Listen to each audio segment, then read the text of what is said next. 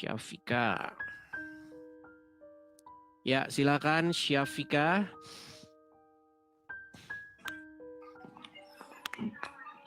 Halo Bang, selamat malam. Selamat malam Syafika. Syafika, Anda Muslim Bang? Muslim Bang. Silakan Bang, apa yang mau Anda utarakan? Mau bertanya apa mau ditanya? Silakan. Sebetulnya dari kemarin sih saya mengikuti labnya Bang Edis ya. Mungkin yang semingguan lalu pun juga mengikuti, udah mencoba untuk ikut gabung masalah pas Bang Edis membahas tiga perbuatan yang dibolehkan untuk berdusta gitu loh Bang. Nah, oh ya, Muhammad yang ngajarkan boleh berdusta dalam 3 perkara itu kan? Ya, cuman dalam 3 urusan itu jangan percaya sama Muhammad Bang, karena udah Muhammad yang ngajarin bohong itu. Dalam 3 hal itu kemarin pas waktu saya dengerin Bang Edis, sepertinya yang 2 itu Bang Edis agak setuju dengan itu, karena yang pertama menghindari peperangan, terus mencegah, pokoknya yang kemarin dibahas kan sama Bang Edis kan soal berdusta sama suami. Iya, tapi intinya begini. Apa definisi jujur? Jujur itu ya definisinya kalau misalkan, makanya kan ada pepatah mengatakan berkatalah jujur selagi pun itu pahit. Oke. Jujur adalah mengatakan sesuatu keadaan yang sebenarnya. Setuju? Ya. Menyatakan fakta yang sebenarnya, itu definisi jujur. Betul. Oke, sedangkan dusta adalah mengatakan sesuatu yang tidak sesuai dengan keadaan sebenarnya. Setuju? Ya. Oke, menurut Anda yang jujur datang daripada setan atau daripada Tuhan? Kalau jujur itu memang ajarannya dari Tuhan. Oke, kalau bohong dari setan atau dari Tuhan? Kebohongan memang datangnya dari suatu yang tidak baik, yaitu dari setan. Dari setan. Dan Muhammad mengajarkan kebohongan dalam 3 perkara. Setuju? Ya, setuju. Nah, berarti itu Muhammad mengajarkan ajaran setan. Setuju? Tapi kalau yang kemarin pelan-pelan. Berarti kemarin Muhammad mengajarkan pengajaran yang dari setan. Setuju? Kalau itu sulit. Bang, satu kali, Bang. Ayo jujur yuk, Bang. Begini, Bang. Fungsi daripada diskusi ini adalah supaya kita itu mengakui inilah Islam, inilah Kristen. Walaupun itu pahit Bang. Bang, saya kadang-kadang mengeluarkan statement-statement yang banyak orang Kristen sendiri tuh kaget loh. Iya. Iya, karena apa? Contoh misalnya, saya kasih kemarin contoh, Yesus adalah hamba Tuhan. Tahu nggak Anda? RK mengatakan, masa kamu bilang Yesus hamba Tuhan? Terus Bom-Bom, Rudy, siapa lagi? PC The King, semua mengatakan bahwasanya saya sesat. Orang-orang itu maksudnya. Tetapi Bang, apa yang saya katakan itu adalah apa yang tertulis di dalam Alkitab. Itu masalahnya. Saya begini Bang, sekalipun semua orang Kristen itu mengatakan saya salah, tapi bukan Alkitab, saya tetap ikut apa kata Alkitab itu Bang. Karena yang berotoritas itu bukan orang Kristen, apalagi orang Kristen yang awam. Yang bilang Yesus hamba Tuhan itu adalah Alkitab itu sendiri. Berarti pada dasarnya Bang Edis berpegang teguh dari Alkitab itu. Iya, kenapa Anda tidak seperti itu? Itu yang saya sayangkan. Tadi kan sudah kita bilang, Bang, Muhammad itu mengajarkan hal yang bohong. Setuju? Yang bohong itu datangnya daripada setan. Setuju? Ya. Dan Muhammad mengajarkan itu. Setuju? Ya. Berarti Muhammad mengajarkan pengajaran setan. Setuju? Pengajaran setan oke. Ayo bersaksi. Aku bersaksi. Bentar. Kemarin dari 3 hal itu yang dibahas sama Bang Edis kan masalah yang berdusta pada istri atau suami ke istri gitu loh. Kalau untuk dua kedustaan ini yang misalkan menghindari peperangan, untuk mencegah Bang, pertikaian atau apa, kita itu ini Bang, gini Bang, begini Bang. Kalau Anda mau menguji air laut, Anda akan ambil sampelnya, setuju nggak?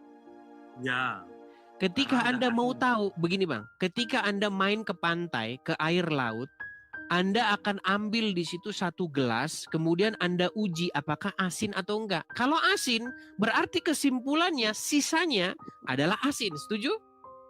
Ya, Nah begitu juga Bang, untuk membuktikan Muhammad itu benar atau salah, kita ambil sampelnya, setuju nggak? oke. Bukankah Al-Quran berkata, jikalau kamu mendapati satu kesalahan, maka gugurlah semua bangunan tersebut. Setuju? Ya. Nah, tadi Anda sudah mengatakan bahwasannya Tapi Muhammad mengajarkan pengajaran setan. Setuju? tapi gini, Bang Edi sendiri Bang Edi sendiri setuju nggak kalau misalkan masih banyak juga orang Kristen atau Katolik dan mungkin teman-teman Bang Edi itu masih masih masih berdusta dan bohong dan lain sebagainya lah. Karena Bang, gini, bedakan. Begini Bang, bedakan diajarkan berdusta sama orang berdusta. Contoh Bang ya, contoh Bang. Di dalam Alkitab diajarkan jangan mencuri. Itu pengajarannya. Tetapi pada prakteknya di lapangan, apakah orang sanggup melakukan itu? Semuanya sanggup? Kan tidak. Ada yang mencuri tetap. Tetapi perbuatan orang mencuri itu tidak membuktikan ajarannya yang salah, tetapi membuktikan ketidakmampuan dia melakukan perintah Alkitab. Setuju? Perintah Tuhan, setuju? ya. Nah, seperti itu Bang. Kalau di dalam agama Islam, kalau istri bohongin suami, bukan karena ketidakmampuan dia untuk berlaku jujur, tapi karena memang disuruh sama Muhammad. Contoh. Tapi masih ada beberapa yang mungkin saya kurang setuju dengan posisi yang ketiga itu ya, untuk suami berdusta kepada istri atau istri berdusta kepada suami. Karena gini Bang, mungkin ya kalau menurut saya pribadi ini, bukan menurut kata Muhammad atau Al-Quran atau ulama atau kiai siapapun. Kalau menurut saya pribadi, mungkin Bang Edis akan tahu nantinya kalau Bang Edis udah punya istri dan berkeluarga, apakah akan dilakukan hal tersebut atau mungkin tetap berpegang teguh dengan kepercayaan yang dianut sama Bang Edis gitu loh. Karena masih banyak, saya pun juga ada teman Katolik, dia juga mungkin masih belum sekencang Bang Edis imannya kepada Tuhan Yesusnya. Dia masih mungkin masih mencari jati dirinya atau seperti apa, dia masih iya Bang, makanya saya bilang Bang, itu Bang, contoh Bang ya, di dalam kekristenan Bang, kita diajarkan untuk mematuhi firman Tuhan. Tetapi Bang, di dalam perjalanan kita mematuhi firman Tuhan itu tidak semulus jalan tol Bang. Jalan tol saja masih macet-macet Bang. Iya kan? Tentu saja ada jatuh bangunnya Bang. Makanya Tuhan Yesus berkata, nih, ketika Tuhan Yesus memerintahkan murid-murid untuk berdoa di Taman Getsemani, apa yang Yesus dapati? Murid-murid apa? Ngorok, tidur. Tuhan Yesus berkata, berdoalah kamu supaya kamu tidak jatuh dalam pencobaan. Ternyata setelah Yesus pulang dari berdoa, dilihat udah tidur mereka semua. Karena apa? Karena kantuk dan lelah menguasai mereka. Apa kata Tuhan Yesus? Daging, roh itu memang penurut, tetapi daging lemah. Itu tidak bisa kita ingkari, Bang. Roh Tuhan memang roh itu penurut, tapi daging kita lemah, Bang. Contoh. Supaya apa? Jangan kamu membalas kejahatan dengan kejahatan. Atau misalnya Bang ya, janganlah amarahmu masih ada sebelum matahari terbenam, misalnya nih. Bang, kalau daging kan memang ini Bang, roh memang penurut Bang, tapi kadang-kadang daging kita Bang yang lemah. Contohnya kita marah sama orang, sampai matahari terbenam pun besok pagi masih tetap marah terus. Nah itu biasa Bang, makanya Bang, kita itu dilatih untuk menghidupkan roh. Spiritual kita itu Bang, kita latih Bang. Biar apa? Biar kita mampu melakukan firman Tuhan. Kalau nggak dilatih nggak bisa. Makanya kalau ada orang menyakiti hati kita, ya kita berlatih aja, berlatih untuk menyuekin saja. Nggak usah dipikirin. Rudi Iskariot mau dia ngomong 1000 kali sehari bikin video, cuekin aja. Anggap aja dia orang tidak waras kan gitu. Kalau itu saya setuju dengan Bang Edi sih. Makanya pun saya punya prinsip gini Bang. Misalkan ada orang memikirkan saya dalam waktu 24 jam, ya saya tidak pernah memikirkan, padahal 1 detik pun saya tidak pernah memikirkan orang itu. Biarpun mereka mencela dan mencaci. Makanya iya, inti daripada pertanyaan Anda tadi kan Bang, ajaran dengan kemampuan melakukan ajaran kan itu Bang. betul. Ya. Kalau ada orang Kristen yang dia itu misalnya dia masih nyolong mangga, berarti kan ketidakmampuan dia untuk melakukan perintah jangan mencuri, betul? Ya. Tetapi kalau dia mencuri bukan ajaran Kristennya yang salah. Gitu. Nah sekarang Bang, kalau dalam agama Islam ada seorang ustadz, boleh kan kawin lagi dalam agama Islam? Kalau dari Al-Quran ada suratnya. Oke, contoh Bang, saya seorang ustadz Bang. Contoh nih, saya ustadz. Saya melakukan ceramah, misalnya saya ceramah sebulan di luar kota. Ya.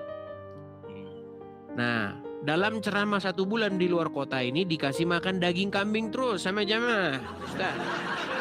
Kasih daging kambing, besok kasih daging kambing, kasih daging kambing. Karena dikasih makan daging kambing terus, makanya Bang, tubuh ini Bang secara metabolisme tubuh, maka tubuh ini menghasilkan yang namanya hormon-hormon. Salah satunya adalah hormon, kalau pria itu apa? Testosteron, betul? Ya, kalau istilah dokternya kayak gitu. Oke. Nah, ketika seseorang menghasilkan hormon-hormon tersebut, maka di dalam keinginan badannya itu, maka dia harus melakukan yang namanya hubungan seksual, setuju? Ya, betul. Nah, makanya dia lihatlah di situ seorang ukhti yang cantik jelita, betul? Ketika dia melihat ukhti yang cantik ini, ya ukhti, bolehkah aku melamarmu? Oh boleh Pak Ustadz. Nah dilamarlah. Menikahlah dia. Saya nikahkan kamu dengan uang 10 juta dibayar tunai. Oke. Nah teleponlah istri dari rumah. Halo papi. Iya mama. Papi di sana belum nikah lagi kan? Wah mulailah mikir. Kalau saya bilang saya menikah lagi, nanti dia stroke. Gimana ini? Makanya dia teringat dengan ajaran Rasul. Maka demi keutuhan rumah tangga boleh berdusta. Maka dia bilang, oh tidak mami, saya akan tetap setia. Betul. Boleh kan itu dalam agama Islam? Boleh kan? Kalau untuk ajarannya itu diperbolehkan. Tapi kalau saya pribadi tidak melakukan hal itu, Bang. Masalahnya Islam bukan pribadimu. Islam adalah apa yang diajarkan oleh Muhammad, bukan pribadimu. Siapa peduli dengan pribadimu? Kan gitu. Kalau saya pribadi ya, ini menurut kalau Panji Pragiwaksono nih ya. Ini menurut saya. Saya memang ada waktu kecil, ada guru ngaji, ada guru ini. Tapi saya melihat untuk yang saat-saat ini, Bang, bahkan kiai pun belum bisa memahami isi Al-Quran itu sendiri. Kalau saya ya menilainya, karena masih banyak juga yang dalam 3 hal tersebut tadi yang saya tanyakan mereka masih melakukan, ya kan? Biarpun kalau pribadi saya sendiri juga itu tidak dibenarkan, ya. Terus yang kedua, untuk melakukan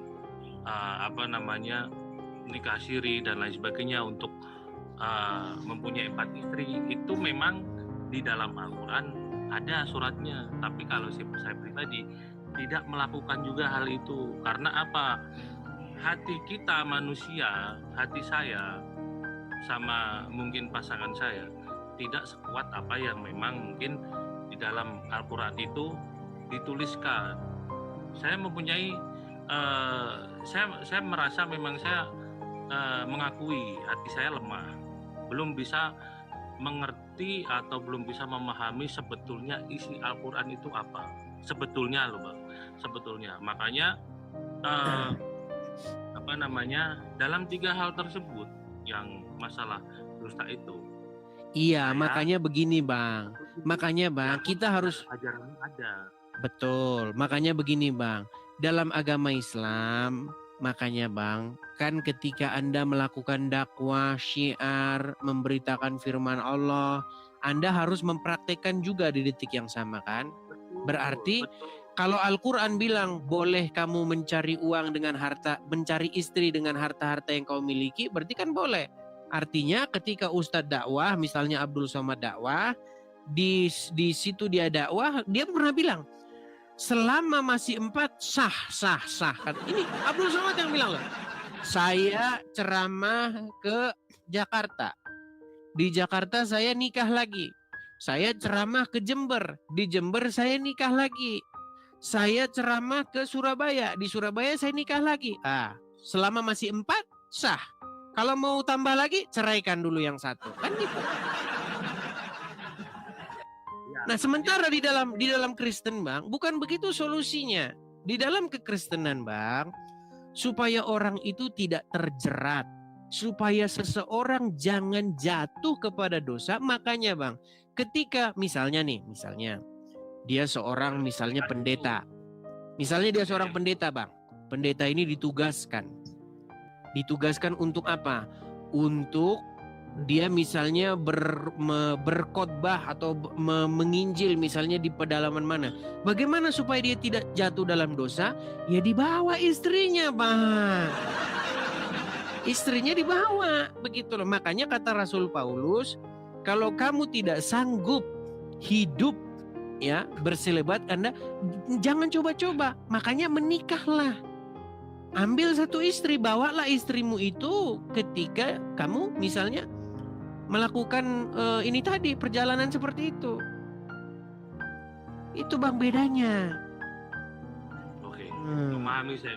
Tapi sementara kalau dalam agama Anda boleh dusta dan boleh nambah-nambah terus. Gitu. Dari saya memang di dalam surat Al-Quran, di dalam Al-Quran pun ada, cuman saya sendiri tidak mengamalkan itu, Bang. Karena ya bukan berarti saya kamu Islamnya kok nggak sesuai Al-Quran sih. Karena saya masih mengakui saya belum bisa memahami dan mengerti isi Al-Quran itu sendiri seperti apa gitu. Jadi ya saya berjalan, yang penting saya berjalan dengan perjalanan saya yang baik-baik saya lakukan, yang jelek-jelek saya tinggalkan. Pokoknya saya tetap berusaha untuk menjunjung tinggi jujur itu. Jadi kedustaan itu baik. Baik. Tetapi bagaimana mungkin Anda masih tetap, Anda kan mau berusaha sedemikian rupa yang Anda jelaskan tadi. Bagaimana mungkin Anda tetap mengikuti Muhammad? Di hati kecil Anda tidak setuju dengan kebohongan. Di detik yang sama, Anda disuruh mengikuti Muhammad. Makanya saya bilang, Bang, berhentilah ngikutin Muhammad, Bang. Ayo, Bang. Mulai sekarang, Bang. Janganlah Muhammad yang memerintah di hatimu. Janganlah dia yang mengambil kendali, memegang tongkat pemerintahan di dalam hidupmu.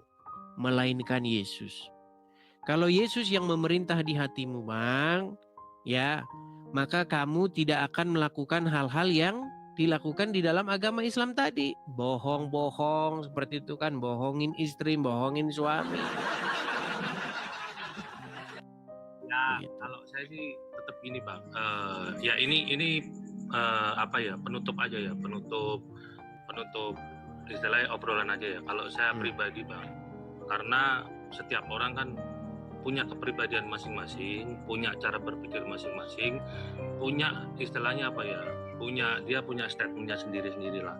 Kalau saya tetap mengimani apa yang sudah diajarkan oleh orang tua dan guru saya waktu kecil. Itu pertama. Yang kedua, untuk hal-hal mungkin yang tidak baik itu saya tidak lakukan. Kalau hal-hal yang baik, biarpun untuk keimanan saya kepada Nabi Muhammad itu masih berpegang sampai sekarang, biarpun ada hal-hal buruk dari beliau, tetap saya tidak akan melakukan. Saya ngambilnya yang baik-baik. Jadi Anda Makanya, intinya Bang, intinya Anda setuju bahwa ada yang tidak baik dari Muhammad?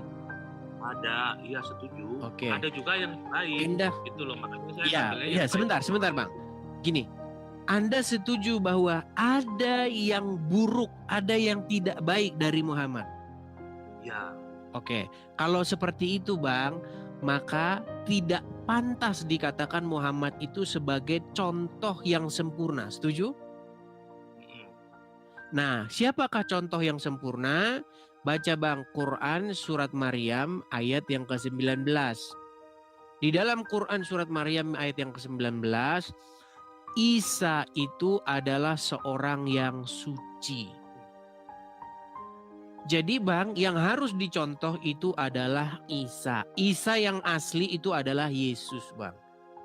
Karena Isa versi Al-Quran nanti sudah nyuruh-nyuruh umat manusia nyembah Allah.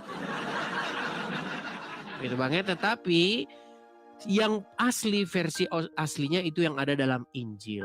Makanya bacalah Injil, disitulah nanti Anda akan mendapatkan pengajaran-pengajaran yang daripada Yesus. Dan pengajaran-pengajaran itu akan memerdekakan kamu dan membuat matamu terbuka dan melihat kebenaran. Seperti itu saja Bang pesan saya. Jangan terlalu banyak-banyak. Nanti kalau terlalu banyak-banyak nanti pingsan Bang ya. Iya, dikit-dikit Bang, sedikit-sedikit. Itu Anda pelajari, Anda renungkan. Seperti itu Bang. Kalau kata firman Tuhan Bang, barang siapa yang mencari aku Bang, maka dia akan mendapatkannya. sama satu lagi nih, saya mau kasih saran sama Bang Edis nih. Akun Bang Edis ini udah beberapa kali kena ban. Yang maksudnya kan kemarin kan sempet akunnya Bang Edis kena banned atau kena hack orang lain atau gimana gitu. Nggak pernah kena hack Bang, kena ban. Kena ban itu maksudnya kena peringatan. Hanya beberapa jam saja saya kena peringatan. Karena itu dilapor. Saya sampaikan ke RK juga, Bang, kalau bisa, kalau mau nge-live, itu alangkah baiknya komentar abang tuh ditutup. Kadang-kadang masalahnya yang bikin kena ban itu dari komentar abang, bukan karena obrolan kita. Bukan, sebentar, Anda kok ngajarin saya ini? Bang, sebentar Bang. Berapa followers yang Anda miliki? Kalau followers oke, banyak sih Bang Edis. Cuman 2.800. Anda followers 2.800, mau ngajarin followers yang hampir 800.000.